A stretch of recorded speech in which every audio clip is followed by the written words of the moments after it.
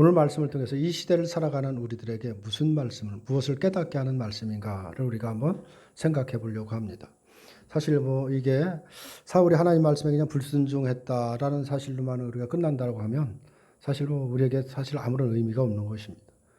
사울의 불순종이 오늘날 우리들의 불순종이 될 수 있다는 이 사실을 우리가 생각하고 오늘 본문 말씀을 보면 왜 하나님이 그 사울을 통해서 그런 명령을 내리셨는지, 또 하나님이 가장 싫어하는 것은 무엇이고 하나님이 또 원하시는 건 무엇인가를 우리가 또 깨달을 수 있는 그런 계기가 되는 것입니다. 오늘 말씀을 통해서 한번 사울의 모습을 또 바라보고 여기 나오는 아말렉의 그 사고방식이 무엇인가를 한번 또 살펴보고 우리들은 어떤 사고방식으로 살아가는지 한번 돌아보는 그런 시간이 되시기를 바랍니다. 오늘 본문 말씀은 사무엘이 사울에게 하나님의 말씀을 받아 가지고 바로 아말렉을 진멸하라는 그 명령을 가지고 이제 사울에게 오는 것으로 오늘 시작을 한다라고 볼 수가 있습니다. 이스라엘에게 있어서 왕이라는 것은 다른 이방 나라들의 왕과는 다른 것이에요. 다른 점이 있죠. 이스라엘의 왕이라는 것은 명령을 하는 자가 아니라 명령을 바로 받는 자다라는 것을 알 수가 있는 것입니다. 이것이 이방 나라들의 왕들과 차이점이다라고 볼 수가 있습니다. 왜냐하면 이방 나라들의 왕이라는 것은 그 나라의 최고의 권력과 최고의 위치에 있는 자다라고 볼 수가 있죠. 그래서 이방 나라의 왕이라는 것은 그건 항상 명령을 내리는 자지 누구에게 명령을 받는 자가 아닌 것입니다. 그래서 누구도 왕에게 명령할 수 없는 것이 어떤 이방 나라들이다의 왕의 위치에 있다라고 볼 수가 있습니다. 이것은 신과의 관계에서도 같은 위치다라고 볼 수가 있는데 이방 나라가 비록 신이라는 존재를 높여주기는 하지만은 그렇다고 해서 왕에게 명령하는 존재로서의 신은 아니다라는 것을 알 수가 있습니다. 그들이 섬기는 우상들이 있고 신들이 있죠. 그러나 그런 신들이 왕에게 어떤 명령을 내려서 백성들에게 무엇을 하도록 하는 그런 존재는 아닌 것입니다. 이방의 신, 다시 말해서 이 우상이라는 것은 명령을 내리는 관계의 신이 아니라 인간이 무엇인가를 그 신에게 요구를 하면 그것을 잘 들어주는 것이죠. 나라를 보호하고 그 나라의 백성들의 삶을, 그 사람들의 삶을 지켜주고 보호해주는 어떤 수신으로서 대접을 받고 있을 뿐이다 라고 볼 수밖에 없습니다. 그런데 이스라엘의 신이신 이 하나님은 다르다라는 것을 알 수가 있죠. 선지자인 사무엘을 보내서 하나님의 명령을 왕에게 전달하고 바로 그대로 지키라고 말씀하시는 분이 누구냐? 왕에게 명령하시는 분이 누구냐? 하나님이시라는 것입니다. 이것이 이스라엘의 하나님이다라고 볼 수가 있죠. 그래서 왕이라는 위치는 결국 뭐냐면 자기가 모든 것을 자기 뜻대로 나라를 다스리는 것이 아니라 하나님의 뜻을 받들어서 그대로 하나님의 뜻대로 백성들을 다스려야 되는 것이 이스라엘의 왕의 위치다라고 볼 수가 있죠. 그래서 왕의 역할은 자신의 명령을 이스라엘에게 내리는 것이 아니라 하나님의 명령을 그대로 전달하여 시행토록 다스리는 역할이 이스라엘의 왕이다라고 볼 수가 있습니다. 그러므로 왕이 하나님의 명령에 만약에 순종하지 않는다. 그러면 그 나라의 모든 백성들이 불순종에 빠지게 된다라는 위험이 있는 것입니다. 그래서 왕이 어떻게 하느냐에 따라서 그 백성이 하나님 말씀에 순종하느냐, 불순종하느냐에도 거기에 달려있다라고 볼 수가 있는 것이죠. 하나님의 명령을 받은 왕에게 바로 요구되는 것은 뭐냐면 내 생각은 없는 것입니다. 사실 왕이라고 할지라도 오직 하나님의 말씀을 받았으면 말씀에 순종을 요구하는 것이지 네 생각을 거기다 보태서는 안 되는 것이다. 이 부분이 분명한 것입니다. 이것은 오늘날도 동일한 것입니다. 그 당시에 왕에게만 적용되는 것이 아니라 이 시대를 살아가는 이 신앙인들에게도 동일하게 적용이 된다라고 볼 수가 있는데 하나님의 명령이 우리에게 주어지면서 요구되는 것은 뭐냐면 순종밖에 없다라는 사실을 우리가 기억해야 됩니다. 내 생각과 내 주장은 아무런 의미가 없는 것이죠. 하나님의 뜻 가운데 하나님의 원하시는 방향으로 우리가 순종하고 나갈 때 그 모든 것이 형통하게 이어진다라고 하는 것을 알 수가 있습니다. 그러나 그 순종이라는 것이 오직 하나님의 말씀이 원하는 대로 가야 되는 것이지 하나님이 뜻이 있는 것으로 우리가 따라가야 되는 것이지 내 생각과 내 계산과 내 판단과 내가 원하는 대로 행동하면서 나는 하나님 말씀에 순종한다라고 한다고 한다면 그건 말이 되지 않는 것이다 라고 볼 수가 있습니다. 오늘 바로 우리는 사울에게서 바로 이것을 배워야 되는 것입니다. 사울을 통해서 우리가 배워야 될 것은 뭐냐? 바로 하나님의 말씀에 지금 불순종하는 모습을 통해서 하나님 무엇을 지금 진노하시고 또 불순종이 어떤 것이 불순종인가를 우리가 또 한번 우리가 새겨봐야 되는 것입니다. 우리가 먼저 생각해야 되는 것은 뭐냐면 모든 성도는 누구를 막론하고 하나님의 명령을 받는 위치에 있다는 사실을 우리가 기억해야 됩니다. 사람은 바로 위치가 높아질수록 존재 가치도 높아지죠. 세상에서 어떤 지위라든가 그런 것이 권력을 많이 갖게 되고 지위가 높아지면 높아질수록 그 존재 가치도 향상이 되는 것은 사실인 것입니다. 존재 가치가 향상될수록 명령받기보다는 명령을 하는 쪽으로 군림한다라고 볼 수가 있죠. 바로 세상은 명령을 받는 것을 상대적으로 바로 낮은 위치에 있다라는 것을 그대로 보여주는 것입니다. 명령을 하는 쪽을 상대적으로 높은 위치에 있다라고 이렇게 보게 되는 것이죠. 그렇기 때문에 명령을 받는다는 것에 대해서 사람들은 대부분 이제 자존심을 상하게 하는 것이죠. 자존심이 상하는 그런 경우가 사실 많은 것입니다. 그런 것이 뭐 회사뿐만 아니라 어떤 조직 사회에 가면 그런 부분들이 비일비재하게 많이 일어난다라고 볼 수가 있는데, 그래서 명령에 대해서 아주 의도적으로 막 거부하는, 반기를 들고 거부하는 그런 모습들도 사실 보이게 되는 거예요. 어떤 자존심 싸움이다라고 볼 수가 있는 것이죠. 이런 이유로 현대 사회에 우리가 가면 갈수록 그 분위기는 상하의 어떤 복종 관계라기보다는 어떤 수평적인 관계를 계속해서 유도하고 있다라는 것을 알 수가 있습니다. 명령을 내리고 받는 상하 계급 사이가 아니라 동일한 위치에서 이를 분담하는 수평적인 관계로 전환을 해가는 것이 요즘의 사회의 분위기다라고 볼 수가 있죠. 그래야 누구나 다 공평하다라는 생각을 갖기 때문에 가능하면 수평적인 관계를 유지하려고 애를 쓴다라고 볼 수가 있습니다. 그렇다면 교회는 어떤 거냐는 것이죠. 세상은 그렇다라고 할지라도 교회는 어떤 모습이어야 되느냐라는 것입니다. 교회는 인간에 대해서는 철저하게 수평 관계입니다. 높거나 낮음이 없는 것입니다. 교회 안에 오면 세상에서 무엇을 하든 어떤 지위에 있든 어떤 권력을 가졌든 어떤 부를 축적을 했던 교회 안에 오면 누구나 동일합니다. 수평적인 관계라는 것을 우리가 그것을 놓쳐서는 안 되는 것입니다. 그러나 하나님에 대해서는 철저하게 수직 관계다. 이 부분을 생각해야 되는 것입니다. 다시 말해서 명령은 오직 하나님만이 하실 수가 있는 것입니다. 하나님의 명령만 또 우리가 순종하는 것이지 사람의 명령을 순종하는 것은 아니다라는 사실인 것입니다. 그것이 교회라는 것을 말하고 있는 것입니다. 만약 누군가가 명령을 내린다면 그것은 그 위에 계시는 하나님을 전혀 망각한 것이죠. 그걸 하나님을 무시하고 자기 스스로 왕으로 군림하는 것에 지나지 않는 것입니다. 근데 사실 교회에서는 그런 모습이 자주 보이죠. 이런 어떤 직분에 따라서 어떤 수직 관계에 있는 것처럼 생각하는데 전혀 그런 것이 아닙니다. 교회는. 이런 점에서 특별히 교회 목사와 이 장로의 위치에 있는 분들은 항상 조심해야 되는 위치가 거기에 있는 것입니다. 왜냐하면 거기서 항상 문제가 생길 수가 있기 때문에 그런 것입니다. 현대 교회에서 교회 안에서 가장 높다라고 높이는 직분이 뭐냐? 목사하고 장로죠. 대부분 이제 그렇게 높임을 받는다라고 볼 수가 있는데, 그래서 사람들이 생각하기에 목사나 장로는 항상 명령을 내리는 사람처럼 생각하는데 그건 잘못된 생각인 것입니다. 명령을 내리는 교회 안에는 모두가 다 수평적인 관계다라는 사실을 우리가 이해를 해야 됩니다.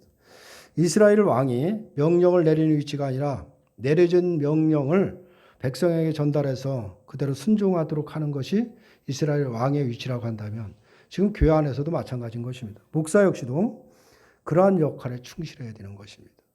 다시 말하면 성경을 통해서 주어지는 하나님의 그 명령을 성도들에게 그대로 전달해서 하나님의 명령을 따라 살아갈 수 있도록 또 때로는 가르치고 독려하고 때로는 감시하는 역할로 바로 그런 역할로서의 목사의 역할을 잘 감당해야 되고 장로의 역할을 감당해야 된다. 이 부분을 생각해야 되는 것입니다. 오늘 본문의 사울은 이런 점에서 실패한 사람이다라는 것을 그대로 보여주고 있는 것입니다. 그래서 사울의 실패가 우리들에게 큰 교훈으로 남게 되는 것입니다. 사울의 실패를 보면서 오늘 우리가 하나님의 명령에 대해 실패할 수 있는 부분이 어떤 것인가를 살필 수 있는 계기가 되기 때문에 그런 것입니다. 이 부분을 우리가 한번 생각해 보려고 하는 것입니다. 오늘 3절을 보면 3절에 사울에게 내려진 하나님의 명령이 있죠. 그 명령을 보면 3절에 지금 가서 아말렉을 쳐서 그들의 모든 소유를 남기지 말고 진멸하되 남녀와 소아와 젖먹는 아이와 우양과 낙타와 나귀를 죽이라 하셨나이다 라고 하죠. 아말렉에 대한 완전 전멸을 하나님이 명령하신 것입니다. 다시 말해서 너희는 가서 아말렉을 치되 호흡하는 자는 다 죽이라는 것입니다. 완전히 싹 진멸하라는 것이 하나님의 명령이죠. 이런 내용을 우리가 볼 때 참 우리들도 하나님 참 너무하신다 이런 생각이 들죠. 어떻게 그렇게 어린아이가 무슨 죄가 있느냐. 그들까지 다 죽여야 되느냐. 이런 우리가 반감을 사실 가질 수도 있는 것입니다. 우리들이 이러한 명령을 이해하는데 사실 여러 가지 많은 생각을 하게 하는 것이죠. 그런 것은 왜 그러냐. 우리의 시각이 다르기 때문이라는 것입니다. 우리의 시각에는 분명 가혹한 명령으로 여겨질 것은 분명한 것이죠. 뭐 성인들이라 그렇다고 하지만 젖 먹는 아이, 그러니까 무슨 죄가 있다고 그들까지 죽이라고 하는가라고 분명 이해할 수 없는 명령인 것은 분명합니다. 그러나 하나님의 명령은 우리의 상식을 가지고 이해해서는 안 되는 것입니다. 근데 우리는 우리의 상식을 가지고 하나님의 말씀을 자꾸 이해하려고 하다 보니까 그걸 납득이 안 되는 게 사실 많은 것이죠. 사실 우리의 상식이라는 것은 세상의 도덕에 맞춰져 있어요. 세상적인 윤리적인 것에 항상 맞춰져 있는 것이 우리들의 상식이다라고 볼 수가 있죠. 반면에 하나님의 명령이라는 것은 세상의 윤리나 도덕에 맞춰져 있는 것이 아니라 하나님의 나라의 그 기준에 맞춰져 있는 것이다라고 볼 수가 있습니다. 따라서 하나님 나라의 시각에서 보지 않으면 도저히 이해할 수 없는 것이 뭐냐? 하나님이 하시는 명령이다라고 볼 수가 있습니다. 그럼 하나님은 아말렉을 진멸해야 되는 이유가 뭐냐? 그 이유를 2절에서 말씀을 하셨습니다. 2절을 보면 이렇게 말씀을 하고 있죠. 만군의 여호와께서 이같이 말씀하시기를 아말렉이 이스라엘에게 행한 일, 곧 애굽에서 나올 때에 길에서 대적한 일로 내가 그들을 벌하노니 라고 그 이유에 대해서 말씀을 하셨습니다. 과거에 아말렉이 이스라엘 향해서 행한 일들을 그걸로 인해서 아말렉을 진멸한다라는 것을 말씀을 하셨죠. 사실상 그 이스라엘이 애굽에서 출애굽을 해서 그냥 바로 가나안 땅에 들어온 게 아니잖아요. 하나님은 그냥 들어보내시지 않고 40년이라는 세월을 광야에서 훈련을 시켰습니다. 그 40년이라는 이 광야 말 그대로 그 덥고 물이 없고 척박한 땅, 그 땅에서 40년간을 훈련시켰는데 하나님이 분명한 뜻이 있어서 거기서 훈련시킨 거죠. 그렇다고 한다면 그 길이라는 게 사실 그 쉬운 길이 아니죠. 사실 물론 낮에는 구름 기둥으로 그들을 보호해주고 밤에는 불 기둥으로 그들을 인도했다라고 하지만 이제 아침에 일어나서 자 짐 싸고서는 이제 출발합시다 해서 출발했다가 저녁에는 이제 해 넘어갔으니까 다 짐 풀고 또 텐트 치고 자고 또 아침에는 또 출발합시다. 그렇게 다닌 것이 아닌 것입니다. 이스라엘 백성들은 그 구름 기둥과 발기둥이 출발을 하면 계속해서 따라가야 됩니다. 하루가 됐든 10일이 됐든 1년이 됐든 10년이 됐든 계속해서 그게 설 때까지 따라갑니다. 그가 인도하는 대로 계속 따라가요. 그래서 구름 기둥이 딱 서면 그 자리에 텐트를 치고 이제 쓰게 되는 것이죠. 그러다 보니까 그런 길을 이렇게 가다 보면 사실 사람이 다 건강할 수는 없잖아요. 건강할 수 없으니까 그 중에는 약한 자들이 있고 노약자가 있고 어린아이가 있죠. 그러면 당연히 뒤처질 수밖에 없는 그런 상황이다라는 것이죠. 그런데 이 아말렉이라는 족속이 그런 걸 노려서 이스라엘을 괴롭혔다라는 것이 성경에서 말을 하고 있는 것입니다. 그래서 그 부분에서 이제 출애굽기를 보면 출애굽기에서 자세히 나와서 설명을 하고 있는데 출애굽기 17장 8절부터 아말렉의 싸움에 대해서 계속해서 설명을 합니다. 그 설명을 하다가 이 싸움이 끝나고 나서 하나님이 모세에게 이제 말씀하신 내용이 있는데 17장 14절을 보면 이렇게 말씀을 하고 있습니다. 여호와께서 모세에게 이르시되 이것을 책에 기록하여 기념하게 하고 여호수아의 귀에 외워 들리라. 내가 아말렉을 없애하여 천하에서 기억도 못하게 하리라 라는 이런 말씀을 하고 있죠. 아말렉과 더불어 대대 싸우라는 그 맹세까지 하셨다라는 것을 알 수가 있죠. 결국 아말렉을 대대로 하나님의 대적으로 존재하게 됐다라는 것을 말하고 있는데 그러면 하나님은 왜 이토록 이 아말렉을 미워하셨느냐라는 것입니다. 그 이유는 신명기를 보면 알 수가 있습니다. 신명기에 보면 신명기 25장 17절에서 19절을 보면 왜 하나님이 그 아말렉 족속을 미워했느냐면 이렇게 말씀을 하고 있습니다. 17절부터 19절인데 너희는 애굽에서 나오는 길에 아말렉이 네게 행한 일을 기억하라. 곧 그들이 너를 길에서 만나 네가 피곤할 때에 네 뒤에 떨어진 약한 자를 쳤고 하나님을 두려워하지 아니하였느니라. 그러므로 네 하나님 여호와께서 네게 기업으로 주어 차지하게 하시는 땅에서 네 하나님 여호와께서 사방에 있는 모든 적군으로부터 네게 안식을 주실 때에 너는 천하에서 아말렉에 대해 기억을 지워버리라. 너는 잊지 말지어다. 라고 이렇게 말하고 있죠. 무엇을 해야 하는지를 지금 잘 하고 있는데, 바로 아말렉이 광야에서 이스라엘을 친 것은 정말 그 광야의 노정에서 그렇게 힘들고 지치고 정말 병들고 아픈 사람들이 처지면 그 약자들만 골라서 쳤다라는 거예요. 약자들만 그들만 공격을 해서 그들을 죽이는 역할을 하는 것이 뭐냐면 아말렉이 그런 야비한 짓을 그렇게 했다라는 것을 보여주고 있습니다. 그래서 하나님이 이 아말렉을 아예 기억에서 사라지도록, 그 족속을 사라지도록 하겠다라는 맹세를 하신 것입니다. 이러한 아말렉과 대대로 싸우시겠다고 말씀하시는 것은 바로 약한 틈을 타서 치는 사고방식 자체가 바로 하나님이 싸우시는 대적임을 의미하고 있는 것입니다. 약자들을 보호하고 약자들을 돌봐야 될 상황인데 그들을 오히려 치는 그런 사고방식을 갖고 있는 자체가 이미 하나님과의 대적의 관계다라는 것을 말하고 있는 것입니다.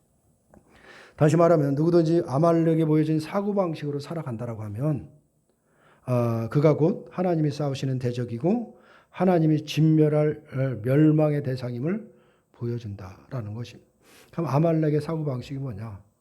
그것은 약자들을 치는 것입니다. 자기가 만만한 사람을 괴롭히는 것이죠. 이런 것들을 말하고 있는 것입니다. 그런 사고방식은 하나님이 용납하지 않는다라는 것을 말씀을 하고 있는 것입니다. 이스라엘이 광야에서 피곤하고 약해진 것은 물론 여러 행군을 계속했기 때문이지만 그 이유는 어디였냐? 하나님께 있는 것입니다. 하나님이 고의적으로 일부러 그들을 이렇게 훈련을 시키신 것입니다. 오직 하나님만을 바라보게 하고 오직 하나님이 너의 모든 삶을 책임진다는 것을 깨닫도록 하기 위해서 40년 동안 이렇게 훈련을 시킨 거거든요. 그러니까 그들이 약해지고 그렇게 했던 것은 하나님의 뜻이 있다는 것을 깨달아야 되는데 그것을 하나님은 전혀 바라보지 않고 약자들만 골라서 쳤더는 그 아말렉에 대해서 진노하셨다라는 것을 알게 되는 것이죠. 그런데 그런 틈을 타서 이스라엘 치는 것 그 자체가 결국 자신의 힘으로만 세상을 살아가는 것이다라는 것을 말하는 것이고 그것이 아말렉이 보여줬기 때문에 아말렉을 진멸하라고 말씀을 하고 있는 것입니다. 이것이 아말렉을 진멸하라는 하나님의 그 명령의 그 의미가 담겨 있다라는 것을 말씀을 하고 있는 것입니다. 우리는 이러한 명령을 대하면서 과연 하나님이 철저하게 그렇게 미워하시고 진멸하시고자 하는 것이 무엇인가를 우리가 분명히 깨달아야 되는 것입니다. 그건 그 시대만뿐만 아니라 지금도 마찬가지인 것입니다. 하나님이 지금 무엇을 싫어하는지, 하나님 무엇을 진멸의 대상으로 보는지를 분명히 알아야 되는 것입니다. 이것을 알지 못하고 또 중요하게 여기지 않으면 우리가 곧 아말렉의 그 사고방식에 빠져서 살아가게 되는 것이고 결국 하나님이 싸우시는 대적으로 존재할 수도 있다는 사실을 명심해야 되는 것입니다. 그것이 우리가 잘못하면 그렇게 살아갈 수가 있는 것입니다. 우리 주위에 교회 안에 들어보면 참 피곤하고 힘들고 어려운 사람들이 많이 있습니다. 그런 사람들이 보인다라고 하면 그 배후에는 하나님의 계심을 알아야 되는 것입니다. 왜 하나님은 분명히 하실 일이 있어서 때로는 그렇게 힘들게도 하고 어렵게도 하는 것입니다. 하나님을 알게 하고 하나님의 뜻을 보이기 위해서 그렇게 하시는 하나님을 보지 않고 나는 떳떳하고 나는 힘이 있고 나는 능력이 있다 해서 그렇지 못한 사람들을 멸시하거나 또 그런 사람들을 어떻게 보면 무시하는 행위를 한다라고 한다면 그 사고방식이 이미 아말렉의 사고방식이다라는 것을 말하고 있는 것입니다. 그런 사고방식을 하나님은 용납하지 않는다라는 것을 말씀을 하고 있는 것입니다. 그래서 바로 하나님은 그 약자를 판단하시고 피곤하게 하셔서 하나님의 가르침을 그러니까 하나님이 어떤 분이신지를 가르치고자 하는 하나님이 일하고 계심을 항상 생각을 해야 되는 것입니다. 하나님이 택하신 백성인데 왜 어렵게 하시겠습니까? 왜 힘들게 하겠니? 거기는 하나님의 뜻이 있는 것입니다. 그를 그냥 고난 속에 빠지려고 하는 것이 아니라 그 속에서 하나님의 뜻을 깨닫고 하나님이 그를 통해서 더 영원한 그 생명의 은혜를 주시기 위해서 그렇게 하시고 있다는 사실을 놓쳐서는 안 되는 것입니다. 그래서 우리가 그를 볼 때는 항상 격려해야 되고 또 힘을 얻도록 우리가 늘 도와야 되는 것이지 멸시하거나 무시해서는 안 된다는 사실을 우리가 항상 생각을 해야 되는 것입니다. 광야에서 이스라엘이 아말렉과 싸울 때의 상황을 보면 참 이상한 모습을 많이 보였습니다. 아말렉과 많이 싸움을 했는데 싸울 때 특별히 왜냐하면 모세가 여호수아에게 사람을 데리고 바로 아말렉과 싸우라고 지시를 하고 모세는 싸우지 않죠. 모세는 바로 아론과 훌을 데리고 산꼭대기로 올라갑니다. 산꼭대기로 올라가서 밑에는 여호수아가 싸우고 있는데 그 싸움과는 상관없이 모세가 지팡이를 들고 그 손을 들면 그 싸움에서 이기고 손을 내리면 지게 되는 그런 싸움을 하게 된다라는 것을 알 수가 있죠. 다시 말해서 산 밑에서 싸우는 여호수아는 정관이 상관없이 승패는 어디에 있느냐? 지팡이를 든 모세의 손이 올라가느냐 내려가느냐 거기에 달려있다라는 것을 알 수가 있습니다. 모세의 지팡이는 어떤 지팡이냐? 홍해를 갈랐던 하나님의 권능을 나타냈던 지팡이인 것입니다. 다시 말해서 전쟁의 승리라는 것은 하나님의 권능에 달려있는 것이지 사람의 손에 달려있는 것이 아니다라는 것을 지금 보여주고 있는 것입니다. 그렇다면 모세가 손만 들고 있으면 될 뿐인데 왜 여호수아한테 가서 싸우고 있으라고 하느냐라는 것이죠. 그러니까 손 들고 있어서 그냥 승리하게 하면 되는 일을 왜 여호수아한테 가서 사람을 들고 싸우게 하느냐라는 것입니다. 그것은 이스라엘로 하여금 전쟁의 승리가 어디에 있는가를 보여주고 있는 것입니다. 다시 말하면 실제로 자신들이 칼 들고 싸우면서 승리는 자신들에 있는 것이 아니라 하나님께 있음을 모세를 바라보면서 깨달으라는 것입니다. 너희들이 전쟁을 하지만 전쟁의 승리는 저 손에 달려있다. 저 손은 뭐냐? 하나님의 권능의 손이다 라는 것을 말하고 있는 것입니다. 이것을 통해서 자신에 있는 것이 결코 자기 힘의 결과가 아님을 아는 자로 만들겠다라는 것을 말하고 있는 것입니다. 그들이 앞으로 가나안 땅에 들어가서 살아가고 하나님 나라의 백성으로 살아갈 텐데 내 손에 무엇이 있든 내가 무엇을 이뤘든 그것은 내 힘으로 이룬 것이 아니라는 것을 깨달으도록 그것이 하나님의 도우심이고 하나님의 함께하심으로 되어지는 것이라는 것을 깨닫도록 하는 하나님의 뜻이 있다라는 것을 알 수가 있는 것입니다. 이것이 바로 진정한 이스라엘의 모습이 되는 것입니다. 아말렉을 진멸해야 하는 데는 이러한 배경이 있다라는 사실을 우리가 이해를 해야 됩니다. 그렇다고 하면 그렇게 사무엘이 그 명령을 갖고 사울에게 말 전했는데 사울이 그 명령을 어떻게 수행을 하느냐 한번 보면 오늘 본문의 말씀 8절과 9절의 말씀을 보면 이렇게 말씀을 하고 있습니다. 아말렉 사람의 왕 아각을 사로잡고 칼날로 그의 모든 백성을 진멸하였으되 사울과 백성이 아각과 그의 양과 소의 좋은 것 또는 기름진 것과 어린 양과 좋은 것을 남기고 진멸하기를 즐겨하지 아니하고 가치 없고 하찮은 것을 진멸하니라 라고 말씀을 하고 있습니다. 다시 말해서 사울은 아말렉의 왕이었던 아각과 짐승 중에서 좋은 것은 다 남깁니다. 살려두고 가치 없는 것들만 다 진멸하는 그 모습을 보였습니다. 과연 사울의 이러한 행위는 과연 무엇을 지금 말해주고 있느냐라는 것이죠. 사울의 행위는 단순히 명령대로 하지 않았다라는 것으로만 우리가 이해해서는 오늘 말씀을 우리의 삶에 적용할 수가 없습니다. 왜냐하면 우리는 지금 사울처럼 그 아말렉과 싸우고 있는 것이 아니기 때문에 그런 것입니다. 아말렉의 진멸하라는 이 명령은 이스라엘을 진 아말렉의 행위에서 우리가 이해를 해야 된다라는 것을 먼저 말씀을 드렸습니다. 다시 말하면 자신의 힘을 믿고 상대적으로 약한 자들을 치는 것, 그것을 용납하지 않으시는 하나님의 마음이 담겨져 있는 내용이다라는 사실인 것입니다. 하나님의 말씀대로 아말렉을 친다는 것은 하나님의 마음을 이해하고 그 마음에 순종하는 것으로 받아들여져야 되는 것입니다. 그런데 사울은 아각과 좋은 것을 남겼습니다. 이것은 일단 사울이 아말렉을 진멸하라는 명령을 내리신 하나님을 전혀 마음에 두시고 있지 않다라는 것을 그대로 보여주고 있는 것입니다. 하나님이 어떤 명령을 했든 내 뜻대로 하겠다라는 것입니다. 내가 보기에 좋고 물론 이유는 있습니다. 그가 항변할 수 있는 이유는 충분히 있지만 하나님은 진멸을 하라고 했으면 거기에 순종을 해야 되는데 자기 생각이 들어가 있다라는 것을 그대로 보여주고 있다라고 볼 수가 있습니다. 사울이 아각을 사로잡은 것은 죽이지 않은 것은 아말렉이 왕이죠. 죽이지 않은 것은 이유가 있는 것입니다. 왜 그러냐면 자신의 힘을 과시하기 위해서 살려둔 것입니다. 전쟁에서 왕을 사로잡았다는 것은 그 나라를 정복했다는 의미가 되는 것이고 힘의 강함을 과시하는 의도도 된다라고 볼 수가 있죠.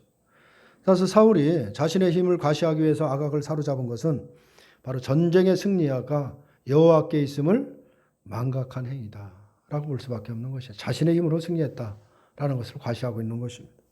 전쟁의 승리가 자신의 힘이 아니라 여호와께 있음을 잊지 않았다라고 한다면 그 무엇으로도 자신을 과시하려고 하지 않을 것이고 그 왕도 아각도 죽여야 당연한 것입니다. 짐승 중에 좋은 것을 남긴 이유도 동일하다라고 볼 수밖에 없죠. 사울은 양과 소의 좋은 기름진 것을 남기고 가치 없고 낮은 것을 다 진멸했습니다. 과연 사울은 어떤 것을 좋은 것으로 여기고 어떤 것을 낮고 가치 없는 것으로 여겼느냐라는 것이죠. 그건 보기에 좋은 것이죠. 모든 것이 보기에 건강하고 살찐 것, 보기에 좋은 것들은 다 남겨두고 좋은 것으로 생각하고 작고 약하고 볼품없는 것들은 다 낮고 가치 없는 것으로 봤다라고 볼 수밖에 없습니다. 이것이 곧 아말렉과 동일한 사고방식이었다. 그러니까 아말렉의 사고방식이나 바로 이 사울의 사고방식이나 다르지 않다는 것을 그대로 다 보여주고 있는 것입니다. 아말렉이 광야에서 이스라엘을 봤을 때도 이스라엘 배후에서 계시는 하나님을 보지 못하고 단지 피곤하고 지친 모습만을 보면서 낮고 약한 존재로 판단을 했다라고 볼 수밖에 없는 것이죠. 그래서 그들이 싸움을 벌였다라고 볼 수밖에 없습니다. 이것이 바로 바로 아말렉이 갖고 있던 사고 방식인데 지금 사울도 똑같은 모습을 보이고 있다라고 볼 수가 있습니다. 그렇다고 한다면 우리가 이 시대를 살아가는 우리가 사울과 같은 시각으로 세상을 산다라고 한다면 어떻게 되겠느냐라는 것입니다. 우리 역시도 세상의 가치관에 의해서 세상의 어떤 윤리나 도덕에 의해서 가치 판단을 할 수밖에 없는 것입니다. 세상 사람이 좋다면 좋은 것으로 여기게 되고 세상 사람이 좋지 않다, 낮고 천하다라면 천한 것으로 여기며 그렇게 판단할 수밖에 사실 없다는 사실을 우리가 기억해야 되는 것입니다. 그러나 교회에서도 만약에 그런 사고방식을 갖고 교회가 들어와 있다고 한다면 교회에서도 마찬가지인 것입니다. 교회에 도움이 되는 사람은 좋은 사람으로 여기게 되는 거고 교회에 도움이 되지 않는다 살아가는 사람이라면 낮고 가치 없는 사람으로 평가하고 있는 것이 그걸 할 수밖에 없는 거죠. 그런 사고관이 들어오면 그렇게 될 수밖에 없는 것입니다. 그런데 오늘날 이 한국 교회가 그런 일들을 하고 있다라는 것이 심각한 문제가 되는 것입니다. 사실 우리가 보이지 않게 이 교회가 세상보다도 더 어떤 계급 사이가 되어 있고 차별을 하고 세상에서 내가 어떤 직분을 갖고 있니 무슨 일을 했느냐 하면서 교회 와서도 똑같이 그 행세를 하려고 하고 또 교회는 그걸 받아주고 그대로 또 하려고 하고 교회에 도움이 된다고 한다면 무조건 받아들이고 그의 입장을 대변하고 하는 그런 모습들을 교회에서 보이는데 이것은 대단히 잘못되어 있다. 이것을 오늘 말씀에서 보여주고 있는 것입니다. 우리가 그걸 생각해야 되는 것입니다. 교회는 이런 사고방식, 바로 이 아말렉과 같은 사고방식이 교회에 들어오면 교회는 망할 수밖에 없다라는 사실. 세상과 다른 것이 없는 것입니다. 이 부분을 우리가 분명히 해야 되는 것입니다. 아말렉을 진멸하라는 말씀에 순종하는 것은 다른 것이 아닌 것입니다. 아말렉과 같은 사고방식이 나에게 있음을 깨달아야 되는 것입니다. 그것을 깨닫고 바로 그리스도의 십자가를 바라보며 나의 무능함을 고백하는 것입니다. 그것이 순종하는 것입니다. 나의 존재가 이런 존재입니다. 이렇게 내 중심으로 살아가고 결국 내 눈에 보이는 것만 좋은 것만 추구하고 좋은 것만 따라가려고 하는 나의 이 악한 모습이 있습니다. 그 나의 이 무능함을 그 십자가 앞에서 고백하는 것, 그것이 하나님 앞에 말씀에 순종하는 것이다 라고 볼 수가 있죠. 나에게 있는 아말렉을 그리스도의 십자가를 진멸하는 것이 하나님의 명령에 순종하는 것이다 라는 사실을 우리가 기억해야 됩니다. 근데 우리는 항상 좋은 것을 남기려는 늘 그런 습성이 있다라는 사실을 우리가 기억해야 됩니다. 좋은 것이 나에게 득이 되고 힘이 된다는 생각 때문에 항상 좋은 것만 따라가려고 하는 것이죠.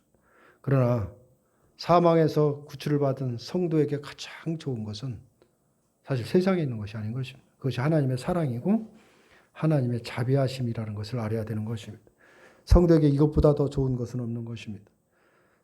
우리에게서 사울과 같은 모습이 보여진다면 그것은 죄인인 나는 나 자신의 죄로 말미암아 죽어야 마땅하다라는 것을 깨달아야 마땅하는 것이고 그럼에도 죽어야 마땅한 존재인데도 우리가 죽지 않고 영원한 생명을 가지고 있다라는 것은 그것은 내가 어떤 특별한 의의 때문에 되는 것이 아니라 그것이 바로 하나님의 사랑과 자비하심 때문이라는 것을 우리가 인정해야 되는 것입니다. 그 사랑을 받아들일 줄 알아야 되는 것입니다. 아말렉을 진멸하라는 명령은 모든 시대에 걸쳐서 바로 회개하지 않고 하나님의 능력으로 살지 않으려고 하는, 또 힘을 가지려고 하는 모든 자들에게 똑같이 적용이 되는 것입니다. 오늘날 교회가 깊이 생각해야 될 그런 말씀이다라고 볼 수가 있습니다. 우리 역시도 이 명령을 받은 자로 살아간다는 사실을 우리가 기억해야 됩니다. 우리 교회 안에서 높고 낮은 사람이 없는 것입니다. 우리는 동일한 사람입니다. 하나님의 뜻에 따라서 우리가 다 순종할 자로 살아가는 것이고, 연약한 자가 보인다고 한다면 하나님이 그를 통해서 일하신다는 사실을 깨닫고 그가 바로 설 수 있도록 돕는 것, 그가 바로 일어설 수 있도록 힘을 주고 위로하는 것, 그것이 우리들이 해야 될 일이다. 이 부분을 우리가 분명하게 생각해야 되는 것입니다. 그래서 우리가 좋은 것이라는 것은 다른 것이 아닙니다. 예수님이 십자가를 통해서 우리에게 부어주신 하나님의 사랑, 그 사랑을 붙잡고 살아가는 것, 그것이 가장 우리에게는 좋은 것이라는 사실을 기억하시고, 과연 나는 어떤 사고방식으로 지금 살아가고 있는지 한번 돌아보시는 저와 여러분들이 되시길 주님의 이름으로 축원합니다.